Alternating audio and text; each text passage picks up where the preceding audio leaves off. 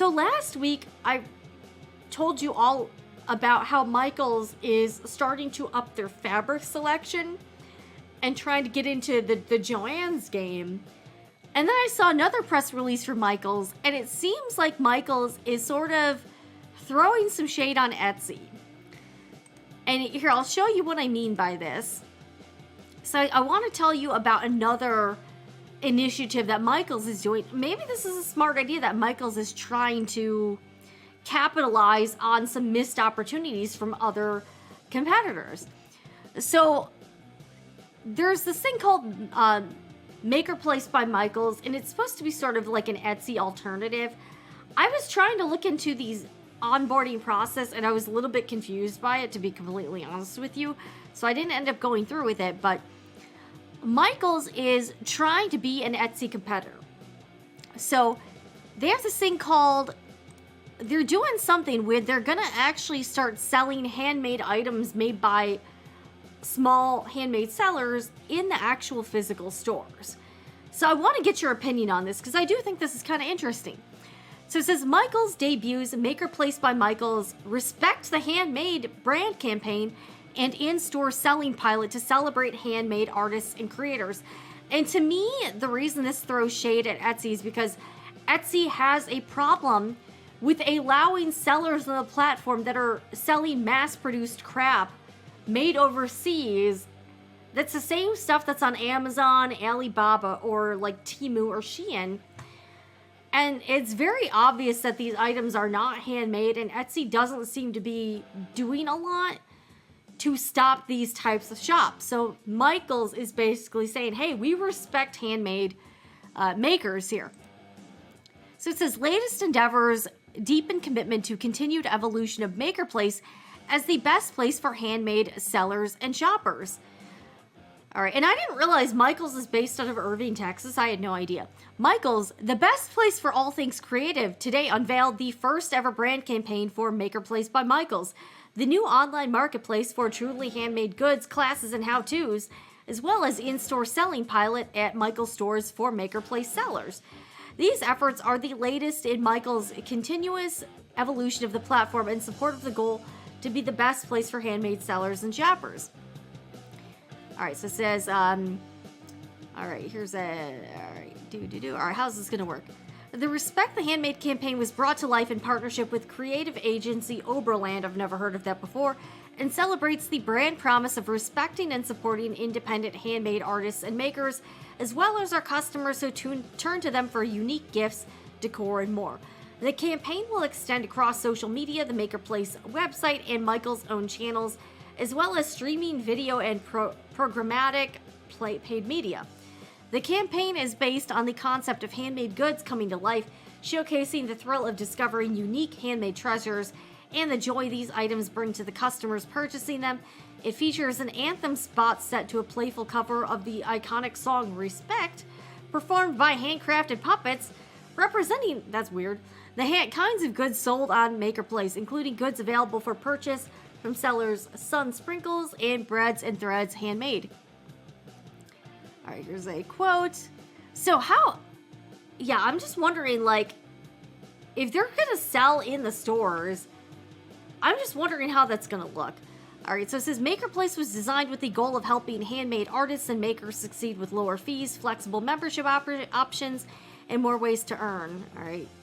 Select MakerPlace sellers will be invited to sell directly to their community. So I guess like at their own local Michaels stores.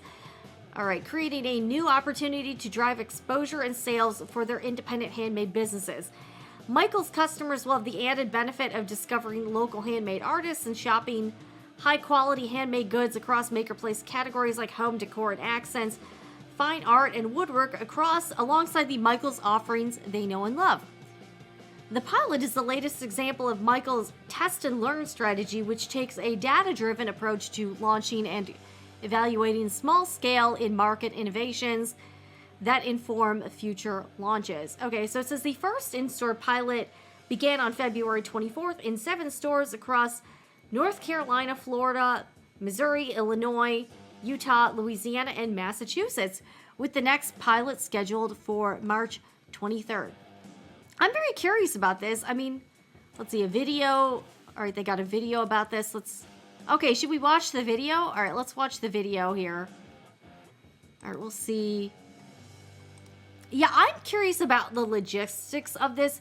Like, here's my thing. Like, if somebody's selling stuff on Etsy or, like, doing craft fairs, you know, it takes, like, these are very small-scale productions. So, I'm wondering how Michaels will handle, like, if something does become very popular, how do they coordinate with the maker to stock the inventory and make sure that there's something there all the time?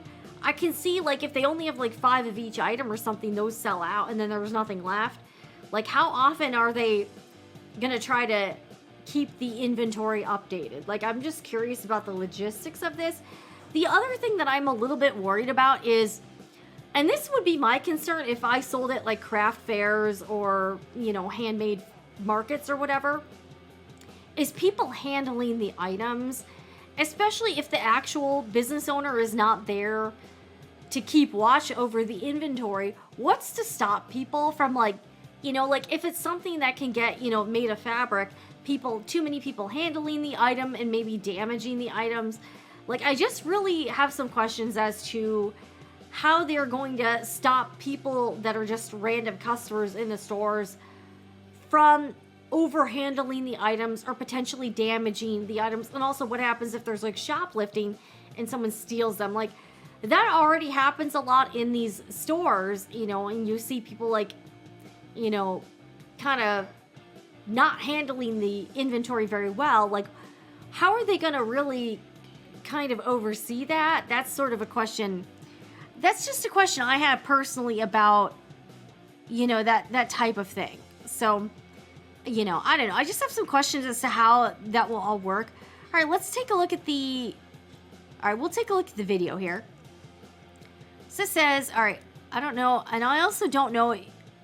I'm probably going to have to mute the audio just because I don't know if this is going to have copyrighted music. All right, we're going to...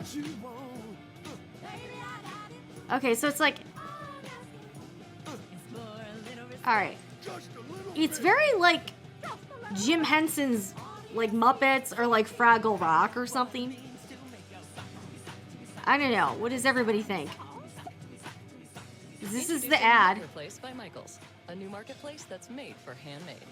I don't know. This ad is not hitting it for me. I'm just like, what do you guys think? I feel like they could have done...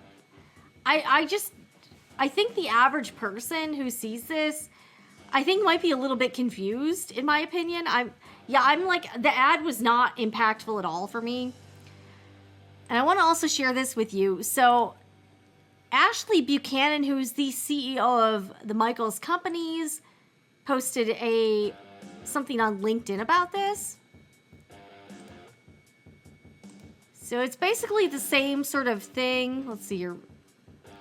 So it's like, in November, we launched MakerPlace by Michaels. And here's the thing, I don't think enough people know about this outside of our small circle. All right, respect the handmade. Thank you. Okay, so we got to look at the comments for this because the comments were pretty funny. So he posted about this. And yeah, I just want to show you all the comments. Like, yeah, I know. LinkedIn is a weird place to begin with. I mean, I sort of, on one hand, I kind of like the idea of them allowing makers to sell in the stores. But here's my question, too, is a lot of people are shopping at Michaels to buy craft supplies to make something, and they're not necessarily a customer looking to buy handmade items. So I don't know if that demographic is the same, and how are they going to attract people to the physical stores who would like to buy something already made? Because a lot of people going to Michaels are DIYers and not necessarily someone that wants to buy a handmade item. Like, they're not the typical Etsy shopper, but I do think it's interesting that Michaels seems to be throwing shade at Joann's and at Etsy. So again, throwing shade at Joann about their troubles. So they're trying to move in on the fabric market, and then they're also trying to move in on the Etsy market as well. So do you think this is smart on the part of Michaels? Do you think they're trying to do too much? Like, I feel like Michaels is trying to dip their fingers in too many pots. Like, I feel like they should focus on, like, more of a core thing. I'm a little bit confused by the MakerPlace stuff, though, and I'm not sure if it's going to catch on. That's just my honest opinion.